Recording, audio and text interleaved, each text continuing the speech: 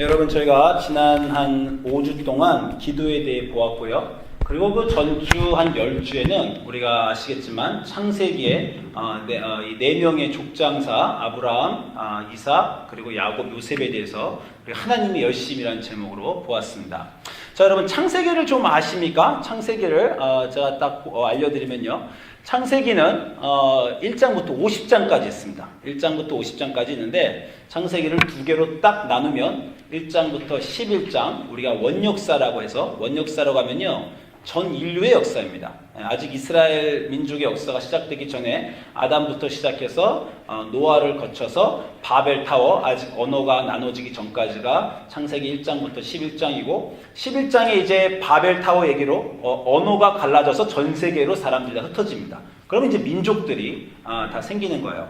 그러면 그 여러 흩어진 민족 중에서 한 민족을 하나님이 택하시는데, 그게 이제 창세기 12장부터의 내용이어서 창세기 1장부터 11장을 우리가 원역사, 그리고 12장부터 50장을 우리가 족장사라고 부릅니다.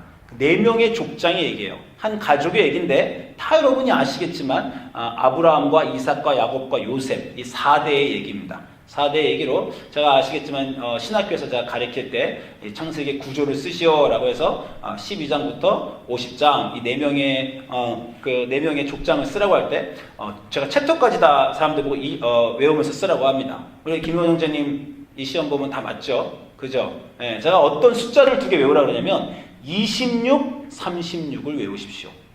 26, 36을 외우면 나름대로 머리에 이게 좀 기준이 서요. 12부터 26장 전인 25장까지가 아브라함입니다. 길죠? 그러고 나면 26장 딱 한 장이 이삭이에요. 그럼 이삭 다음에 27장부터 36장 전인 35장까지가 야곱입니다. 그러고 나면 36장에 에서에 대해서 잠깐 나오고, 그 다음에 37장부터 50장까지가 요셉이에요. 그러니까 여러분, 성경을 좀 아시는 분들은 이 4명의 그 증조부와 할아버지와 아버지와 아들, 아브라함과 이삭과 야곱과 요셉을 다 아시는데, 챕터까지는 잘 모르시니까 제가 그 26, 36을 외우면 중간에 26장 이상, 36장 에서를 빼면 아브라함, 야곱, 요셉 이렇게 나눠진다, 이렇게 제가 신학교에서 이렇게 가르치곤 했습니다. 그래서 제가 뭐 틀렸어요? 우리 사모님 고개를 절레절레 흔드는 게 뭐가 틀렸다는, 고개 흔드시면 긴장합니다. 그래서 제가 어쨌건 아브라함, 이삭, 야곱, 요셉을 하는데, 자, 아시겠지만 이 야곱의 이름이 이스라엘로 바뀌어요. 그리고 이 야곱이 12아들이 있는 바람에 그 12아들이 한 명의 그 족속의 족장이 되어 이스라엘 12부족이라고 합니다. 여러분이 성경을 조금 더 아시는 분은 이 야곱의 12명의 아들의 이름도 아실 거예요. 여기다 아시죠? 야곱이 삼촌 라반네 갔다가 라헬을 사랑했는데 라헬을 안 주고 레아를 주는 바람에 레아랑 결혼해서 레아 밑에 자식이 4명, 그리고 또 라헬이 그걸 셈내가지고 라헬이 자기 하녀를 주죠. 그래서 그 밀가 밑에 다시 2명. 그 다음에 다시 또 레아의 하녀 밑에 2명, 그리고 결국 맨 마지막에 자기가 사랑하는 여자인 라헬에게서 2명의 아들을 낳아서 12명의 아들을 총 낳게 되는 그런 내용이죠. 여러분 웬만큼 아실 겁니다. 그리고 다 아시듯이 라헬, 사랑하는 레이첼, 라헬의 자녀가 바로 요셉과 베냐민이에요. 그래서 요셉과 베냐민을 그 야곱이 특별히 사랑했습니다. 편애를 했죠. 그게 발단이 돼서 나머지 형들이 요셉을 미워해서 요셉을 팔아넘겨서 요셉이 이집트에 팔려간 내용이 그 나머지 창세기의 얘기입니다. 여러분이 여기까지는 다 잘 제가 아실 거라고 생각이 듭니다. 자, 그런데 이 구조를 보시면 제가 약간의 차이점을 좀 났는데, 자, 37장부터 50장까지가 마지막 요셉의 얘기인데, 제가 가로치고 38장을 빨간색으로 했어요. 그렇죠? 왜 그러냐면 요셉 얘기가 37장부터 50장까지의 긴 얘기인데, 창세기 38장은 아주 특별한 장이에요.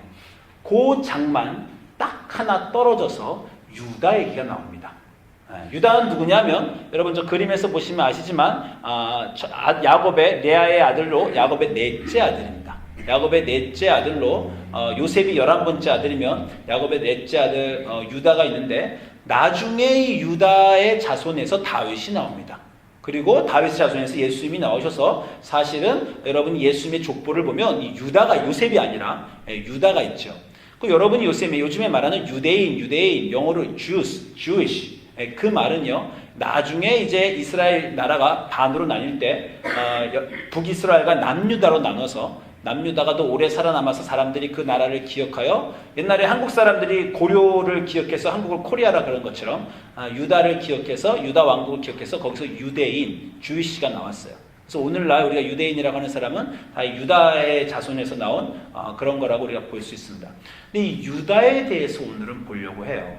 창세기 38장 유다 얘기를 오늘 보는 것이 우리의 내용의 핵심입니다. 자, 유다 얘기를 처음 시작하는 38장 1절은 이렇게 시작합니다. 그 후에 유다가 자기 형제들로부터 떠나 내려가서 아둘람 사람 히라와 가까이 하니라. 자, 이런 내용이 지금 38장 1절부터 나옵니다.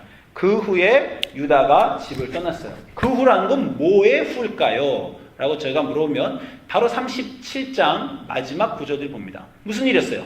37장 요셉 얘기 첫 번째는 요셉이 편애를 받다가 형들이 팔아나오는 얘기입니다. 여러분 아시겠지만 37장에서 형들이 요셉을 팔아넘겨요. 팔아넘기는 그 마지막 장면 37장을 보겠습니다. 오늘 본 구절입니다. 37장 33절에서 형들이 요셉을 팔아넘기고 그 다음에 이 양의 염소의 피를 묻혀서 요셉의 옷에 묻힌 다음에 아버지 야곱에게 가져갑니다.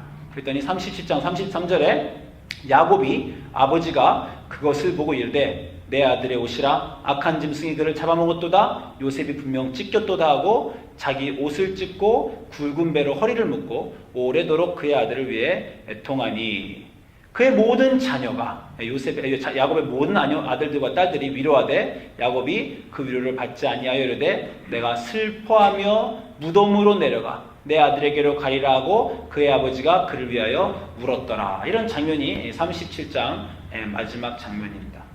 자, 요셉의 형들이 요셉을 팔아넘겼어요. 왜 넘겼습니까? 질투와 시기에서 그랬죠. 왜 질투와 시기를 했냐면 그 아버지 야곱이 요셉만 사랑해서 그랬습니다. 그 말은요, 야곱의 나머지 아들들도 아버지를 사랑했고 아버지의 사랑을 받고 싶었어요.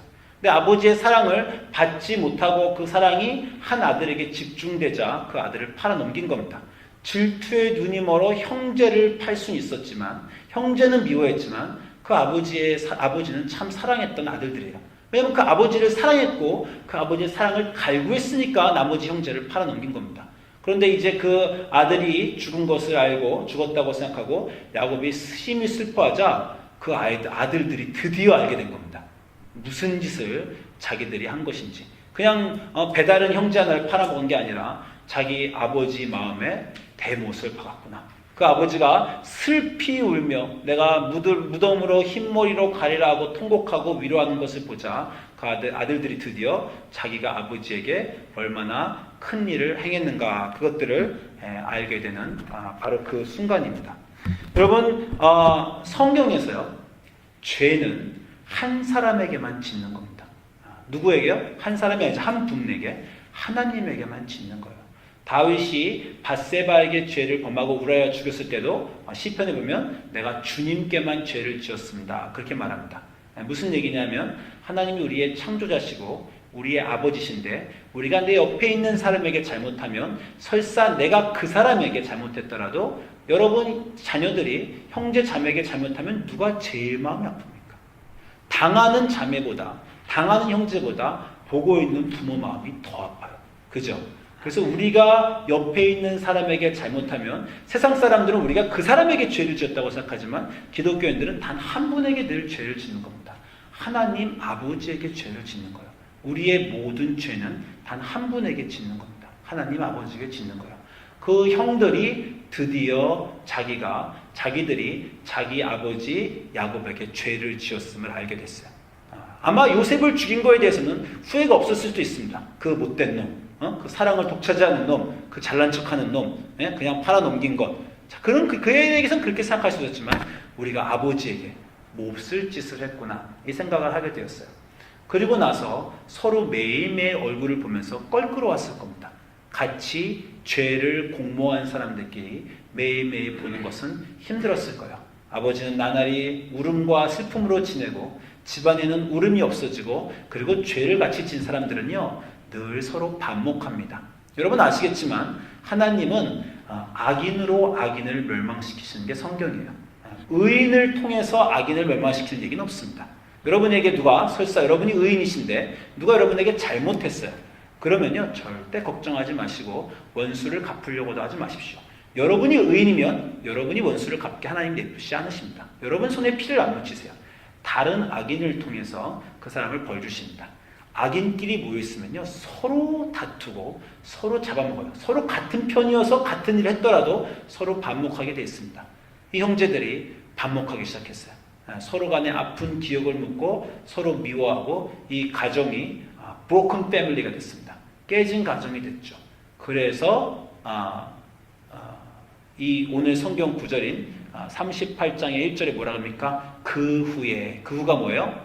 자기들끼리 나쁜 일을 한 후에 그 후에 이 유다가 그 집을 떠나는 겁니다. 그 집을 떠나서 그 밑에 집으로 유다가 내려가죠. 그 밑에 집으로 내려가서 이제 유다 38장에 그 유명한 얘기들이 나오는데 이 38장의 얘기 여러분이 좀 아십니까? 유다의 얘기? 어떤 얘기가 있냐면 유다가 이제 내려가서 결혼을 해서 아들을 낳았어요. 첫째 아들을 낳아서 엘이라는 그 아들을 유다가 낳았고요. 그 다음에 다시 두 번째 아들인 오난을 낳았고요. 세 번째 아들은 셀라를 낳았습니다. 셀라를 낳은 다음에 첫 번째 아들 엘에게 며느리를 찾아주었는데 그 유명한 다말을 찾아주었어요. 근데 이제 어떻게 됐냐면 엘이 죽었습니다. 그러니까 옛날 법에 의해서 큰 아들이 죽으는데 아들이 없으면 둘째 아들이 형수와 결혼하게 돼 있어요. 그래서 아들을 낳아서 그 아들이 그 첫째 아들의 이름을 이어받게 되는 겁니다. 근데 여러분 다 아시지만 아주 이상한 얘기가 하나 나옵니다. 여러분 다행히 여기 지금 애들이 하나도 없어요. 그러니까 제가 말씀을 드리면 오난이 이 형수인 다말과 관계를 가질 때 자기 정자를 주면 그 형수가 형의 아들을 갖게 되는데 형의 아들을 안 주려고 그래서 땅에다가 설정을 합니다. 그게 악하여 그 형에게 책임지지 않는 것을 악하여 오난도 또 죽습니다. 그래서 유다가 자기 큰아들 엘하고 오난이 죽자 셋째 아들인 셀라도 원래 다말에게 줘야 되는데 안 줍니다. 꼭 또 셀라도 죽을까 봐요. 세월이 지나가요. 마땅히 그 당시에 풍습으로 주어야 되는데 주지 않으니까 이제 여러분 아는 대로 그 유명한 다말이 몰래 얼굴을 가리고 유다가 간 곳에 있어요. 유다가 그 여자가 창녀라고 생각해서 자기 며느리인 다말과 관계를 가지게 됩니다. 그래서 다말이 아기를 낳아 그 아기가 태어나게 되는 그 유명한 유다 가정의 얘기가 있죠. 한 가지 놀라운 것은 그 아기 유다가 다말에서 난 아기가 예수님 족보에 있습니다. 마태복음 1장 보시면 아브라함이 이삭을 낳고 이삭은 야곱을 낳고 야곱은 유다와 그 형제들을 낳고 유다는 다말에게서 베레스를 낳았다. 이게 예수님 족보예요. 그래서 예수님 족보에 4명의 여자 이름이 나오는데 그 중에 첫 번째로 나오는 이름이 바로 다말입니다. 그 유명한 시아버지와 며느리와의 관계죠. 저 이거 읽으면서 저 이런 생각했어요. 이 뭐야 이거? 콩가루 집안이네? 그런 생각이 확 드는 겁니다. 이게 도대체 뭡니까? 며느리가 아들이 죽고 시아버지와 며느리가 관계를 가지고 그러고 나서 애가 태어났어요.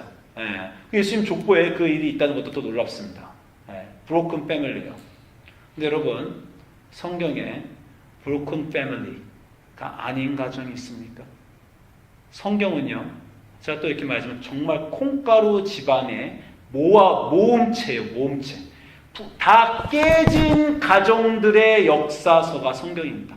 생각해보세요. 단 한 가정이라도 성경에 온전히 올바로 사랑이 넘치고 형제자매가 우애가 넘치고 아버지 어머니가 사랑하고 아들을 사랑하는 그 가족 얘기가 있어요? 가장 최초의 관계부터 남편이 아내가 남편을 유혹하고 남편이 아내에게 책임을 지지 않고 모함하고 그 다음에 형제끼리 서로 죽이고 남편이 아내가 여동생이라고 거짓말을 하고 그 다음에 아들이 아버지를 속이고 형제가 형제를 속이고 엄마와 아들이 짜고 아버지를 속이고 삼촌이 조카를 속이고 더 할까요? 무수하죠. 형제가 형제를 팔아먹고 강간하고 이런 깨진 가정들의 얘기가 몽땅 다 깨진 가정들의 얘기의 집합체가 성경이라니. 여러분 놀랍지 않습니까? 혹시 여러분 깨진 가정에서 나오셨나요? 부모님이 깨지셨습니까? 깨진 가정을 생각하세요? 걱정하지 마세요. 성경도 전부 다 깨진 가정들의 얘기입니다. 몽땅 다 깨졌어요. 그건 사실 깨진 가정들의 얘기만 아니죠. 성경은 깨진 인류에 대한 얘기입니다. 최초의 인간이 하나님으로부터 죄를 범하고 하나님으로부터 떨어져 나간 순간부터 우리의 인생은 깨졌어요.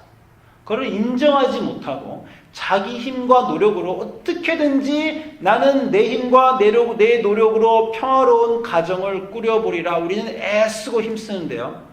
여러분 어느 가정도 상처가 없는 가정이 없습니다. 겉으로 멀쩡해 보여도 애들의 마음속에 부모의 마음속에 멍이 들지 않은 그런 가정이 없어요. 그런 가정들 투성이가 몽땅 이 세상에서 사는 그 깨진 가정들의 얘기, 깨진 가정들이 살아나는 얘기가 바로 이 성경의 얘기들입니다. 그렇게 유다가 깨진 가정을 경험했어요. 우리가 쉽게 읽었지만 세 아들이 있었는데 그 세 아들이 있는 아버지 중에 아버지가 2명의 아들을 잃어버렸어요. 여러분 얼마나 큰 상처입니까? 여러분 주변에 아는 친구분들 중에 자식 잃어버린 분 있어요? 굉장히 드물지만 가끔 있죠. 한 명 잃어버렸죠. 그 다음부터 머리가 다 하얗게 새고 슬픔으로 지내는 걸 보셨을 겁니다. 그럼 2명을 잃어버렸어요. 거의 없죠 여러분 주변에. 2명을 잃어버린 슬픔에 그리고 그 와중에 며느리와 관계를 가진 가족사의 바닥까지 내려간 그런 유다의 얘기가 유다 38장입니다. 그리고 나면 우리가 39장으로 돌아와요. 요셉 얘기로 돌아옵니다. 그리고 여러분이 다 아는 요셉의 고통을 통해서 요셉이 그 감옥 생활을 통해서 국무총리가 되죠. 그리고 그 국무총리가 된 요셉에 있는 곳에서 드디어 야곱이 가뭄 속에서 그 12아들을 보냅니다. 그 12아들을 보내는 그곳에서 유다가 엄청난 일을 해내는 것이 오늘의 그 내용이에요. 제가 이 얘기를 볼 때 제 성경에서 제가 본 얘기 중에 제일 좋아하는 구조 중에 하나입니다. 여러분 창세기 44장 18절부터 34절 보겠습니다. 여러분 성경을 펴보세요. 창세기 44장 18절부터 34절이에요. 이 형들이 요셉에게 그 곡식을 사러 오자 요셉이 이제 뿔이 났죠. 뿔이 나가지고 형들을 감옥에 가두기도 하고 한 명을 냅두기도 하고 다시 돌려보내기도 하면서 요셉이 한 가지를 형들에게 요구합니다. 뭘 요구하냐면 내 친어머니가 낳은 내 친동생 베냐민을 나에게 데려다 다오. 그걸 요구합니다. 그래서 형들 다시 돌려보내죠. 근데 야곱이 이 베냐민을 안 돌려보내려고 해요. 야곱이 베냐민을 안 돌려보내려고 하는데 유다가 아버지 야곱을 설득해서 베냐민을 데리고 왔습니다. 그래서 베냐민을 데리고 요셉에게 보인 다음에 돌아가는 길에 베냐민의 자루에서 은컵이 나오는 바람에 이제 요셉이 계획한 대로 다 너희들은 가도 좋은데 베냐민은 내 친동생은 이제 친동생을 말하지 않지만 베냐민은 여기 있게 해라 라고 하는 그 아주 긴장이 하이라이트로 고조되는 그러한 장면이에요. 그러한 장면에 유다가 이제 얘기를 시작합니다. 유다가 얘기를 시작한 장면이 44장 18절을 같이 보겠습니다. 저는 여기 볼 때마다요, 여러 번 볼 때마다 눈물이 나옵니다. 자, 유다가 44장 18절에 여러분 성경 보겠습니다. 유다가 그에게 가까이 가서 요셉에게 가까이 가서 이르되 내 주여 청컨대 종으로 내 주의 귀에 한 말씀을 고하게 하소서. 주의 종으로 노하지 마옵소서. 주는 바로와 같으심이니이다. 이전에 내 주께서 종들에게 물으시되 너희는 아비가 있느냐 아우가 있느냐 하시기로 우리가 내 주께 고하되 우리에게 아비가 있으니 노인이요 또 그 노년에 얻은 아들 소년이 있으므로 그의 형은 죽고 요셉을 얘기하는 거죠. 그의 형은 죽고 그 어미에 끼친 것은 그뿐이므로 그 아비가 그를 사랑하니다 하였더니. 자, 유다의 얘기를 보면요 이 가족의 지금 현재사가 나오는데요 이 아버지 야곱은요 정신을 못 차립니다. 자기가 요셉을 특별히 사랑해서 형들이 미워해서 요셉을 팔아본 것도 모자라서요. 요셉이 죽으니까 이제는 또 베냐민만 사랑해요. 베냐민만 사랑해. 이 가족의 깨진 문제는요. 여전히 회복되지 못했습니다. 유다의 불만도 자기와 자기 형제들을 사랑해주지 않고 야곱과 죽은 요셉과 베냐민만 사랑해주는 그 아버지의 문제는요. 해결되지 않았어요. 그런데 유다는 계속 말합니다. 21절에 주께서 또 종들에게 이르시되 그를 내게로 데리고 와서 나로 그를 목도하라 하시기로 우리가 내 주께 말씀하기를 그 아이는 아비를 떠나지 못할지니 떠나면 아비가 죽겠나이다. 주께서 또 주의 종들에게 말씀하시되 너희 말째 아우가 너희와 함께 내려오지 아니하면 너희가 다시 내 얼굴을 보지 못하리라 하시기로 우리가 주의 종 우리 아비에게 도로 올라가서 내 주의 말씀을 그에게 고하였나이다. 그에 우리 아비가 다시 가서 곡물을 조금 사오기라 하시기로 우리가 이르되 우리가 내려갈 수 없나이다. 우리 말째 아우가 함께하면 내려가려니와 말째 아우가 우리와 함께함이 아니면 그 사람의 얼굴을 볼 수 없음이니이다. 주의 종 우리 아비가 우리에게 이르되 너희도 알거니와 내 아내가 내게 두 아들을 낳았으나 하나는 내게서 나간 거로 내가 말하기를 정년 찢겨 주었다 하고 내가 지금까지 그를 보지 못하였거늘 너희가 이도 내게서 취하여 가려 한즉 만일 죄가 그 몸에 미치면 나의 흰머리로 슬피 음부로 내려가게 하리라 하고 아비의 생명과 아이의 생명이 서로 결탁되었거늘 이제 내가 주의 종 우리 아비에게로 돌아갈 때 아이가 우리와 함께 하지 아니하면 아비가 아이의 없음을 보고 죽으리니 이같이 되면 종들이 주의 종 우리 아비의 흰머리로 슬피 음부로 내려가게 함이니이다. 주의 종이 내 아비에게 아이를 담보하기를 내가 이를 아버지께 데리고 돌아오지 아니하면 영영이 아버지께 죄를 지으리라 하였사오니 청컨대 주의 종으로 아이를 대신하여 있어서 주의 종이 되게 하시고 아이는 형제와 함께 도로 올려보내소서. 내가 어찌 아이와 함께하지 아니하고 내 아비에게 올라갈 수 있으리까 두렵건대 죄가 내 아비에게 미침을 보리이다. 이 유다의 말을 듣고 요셉이 시종하는 자들 앞에서 그 정을 억제하지 못하여 소리질러 모든 사람을 자기에게 여러분 이 장면 드라마처럼 생각해보세요. 요셉이 마음이 북받쳐서 다들 물러가라 소리를 지르고 그 형제에게 자기를 알리니 때에 그와 함께한 자가 없었더라. 요셉이 방성대곡하니라. 여러분 이 장면을 보고 어떤 생각이 드십니까? 창세기 3장부터 깨진 인류가 깨진 가족이 화해를 이루어 본 적이 없어요. 그 안에 사랑과 희생이 있어 본 적이 없습니다. 유다가 처음으로 성경에서 희생이라는 개념을 갖고 와요. 나를 대신하소서. 이 아이를 보내시고 내가 대신 감옥에 갇히겠습니다. 라는 놀라운 말이죠. 이 가족은 아까 말씀드린 대로 그 문제가 해결되지 않았어요. 아버지는 여전히 편애를 합니다. 그러나 유다의 포인트는 뭐예요? 그럼에도 불구하고 내가 어떻게 그 아버지가 슬피 울며 무덤으로 흰머리로 내려가는 것을 보겠습니까? 유다는 어떻게 이런 말을 했을까요? 자기도 두 아들을 잃어봤죠. 유다가 창세기 38장을 통해서 가족이 뭔지 알게 된 거예요. 깨진 가족이라도 가족이 무엇인지 알게 된 겁니다. 형제가 형제를 잃는다는 것, 아버지가 자녀를 잃는다는 것, 그것은 도대체 어떤 것인가? 그 모든 사소한 갈등에도 불구하고 이 마음이라는 것은 어떠한 것인가를 알게 된 유다가 가족과 아버지와 슬픔을 알게 된 유다가 전혀 다른 사람이 되어 드디어 그 깨진 가족의 화해를 이루어내는 것이 창세기 38장과 창세기 44장에서 유다의 모양입니다. 가족은 도대체 뭡니까? 여러분 가족을 말할 때 사람들이 가족은 사랑이 넘치는 곳이다 이렇게 말하죠. 가족이 사랑이 넘치는 곳이에요? 저 이렇게 물어보고 싶습니다. 가족들처럼 서로 그렇게 야비하게 구는 사람들이 어디 있어요?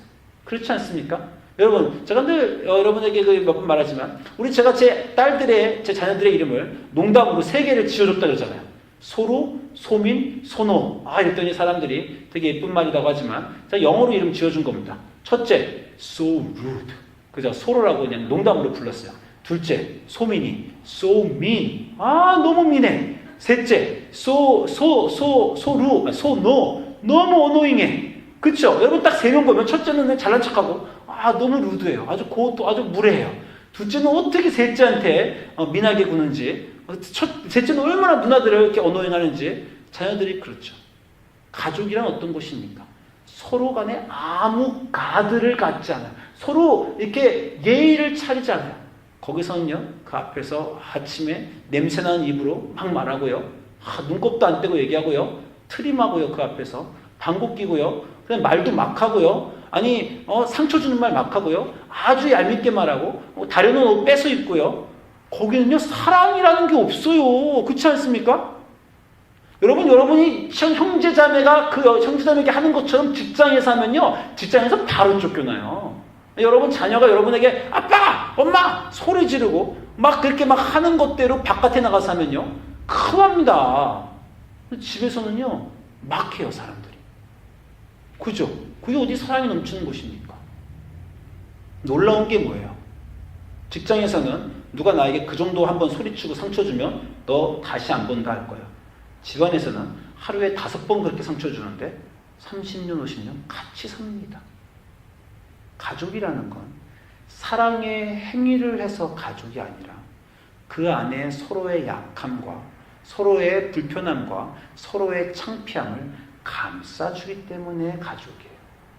사랑이 가족 안에 넘친다는 건 사랑의 행위가 넘친다는 게 아니라 그 남의 약함을 받아주는 그 사랑이 넘친다는 것이 사랑의 가족입니다.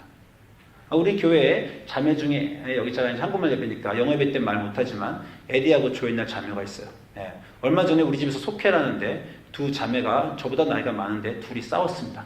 두 자매가 제 앞에서 서로 말다툼을 하는데요. 제가 이랬어요. 제가 이렇게 설거지를 하고 있다가 두 자매가 막 싸우는데 제가 이렇게 했습니다. 볼 수가 없어요.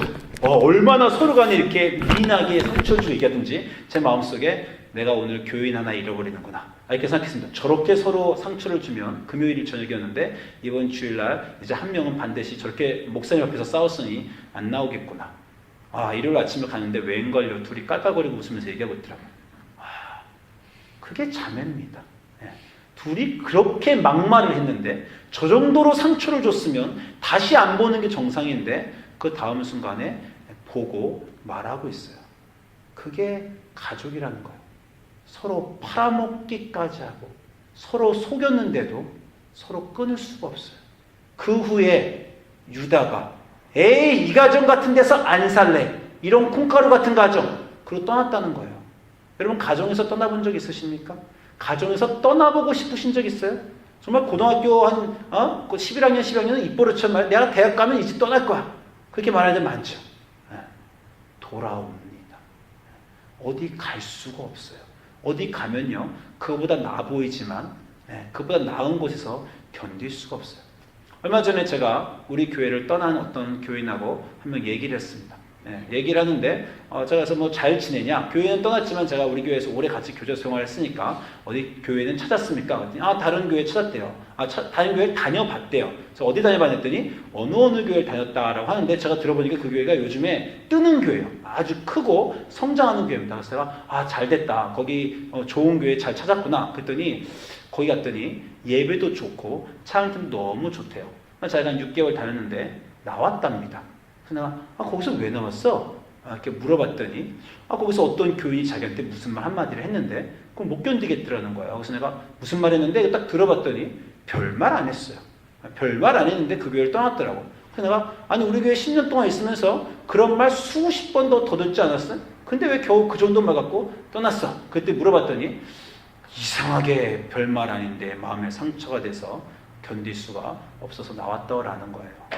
왜요? 그 새로 간 교회가 자기의 교회 가정이 아니어서 그런 겁니다. 어느 곳에 새로 가서 속했더니 그곳에서 가정처럼 느낄 수 없어서 그랬다는 거예요. 여러분 우리가 교회를 말할 때 우리 가정은 하나님이 만들어주신 하나님의 왕국이고 그리고 교회는 교회 가정이라고 합니다. 예수님의 몸 교회 가정이에요. 예수님이 우리를 같이 모아서 교회로 만들어주셨어요. 어떤 사람들이 교회를 떠날 때 뭐라면 이 교회는 사랑이 없어. 사람들이 너무 막해. 그러면 아직도 가정에 대해서 가족에 대해서 이해를 못 하시는 거예요. 왜 교회에서 사람들이 다른 사람에게 막할까요? 가족이라고 생각해서 그런 겁니다. 여러분 제 둘째 딸을 아시지만 제 둘째 딸은요 모든 우리 집사람의 친구들과 제 친구들이 천사라고 부르는 애예요. 우리는 깜짝 놀라요. 그렇게 되면 우리 둘째 딸이 어찌 천사란 말인가. 왜냐면 동생한테 너무 막말을 하거든요. 근데 우리 둘째 딸이 화를 가끔 내는데 화는 동생한테만 내고 또 어쩌다가 우리 둘째 딸이 화를 내는 곳이 있는데 어디서 내냐면 우리 교회에서만 냅니다. 그래서 우리 교인들, 우리 유스들은 우리 동생, 우리 제 둘째 딸이 보면서 아 우리 아름이 한 성격하지. 우리 교인들도 알아요. 예. 그리고 우리 가정도 알아요. 그 외에 전 세계가 모릅니다. 예. 전 학교 가도 얘는 천사고, 딴 데 천사, 애가 천사처럼 이게 거짓말한다는 게 아니고 진짜 딴 데 가면 굉장히 마음이 착해서 잘 지내요. 왜 교회하고 가정에서만 걔가 화를 낼까요? 거기는 걔가 편해서 그런 거예요. 거기에서는 마음을 놓는 거예요. 거기는 이 교회에서 어렸을 때부터 태어나서 같이 자란 친구들과 그리고 집에서는 마음을 놓고 자기도 모르게 여기서 내가 화 좀 확 내고 마음이 울컥하는 게 있으면 쏟아 부어도 받아주겠지 라는 그 마음이 있어서 그런 겁니다. 교회는 그런 곳이에요.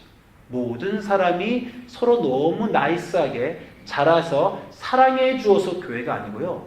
그 다른 사람들의 약함과 상처와 창피와 수치를 견뎌주니까, 받아주니까, 그래서 가정이라고 하고 교회 가정이라고 하는 것입니다.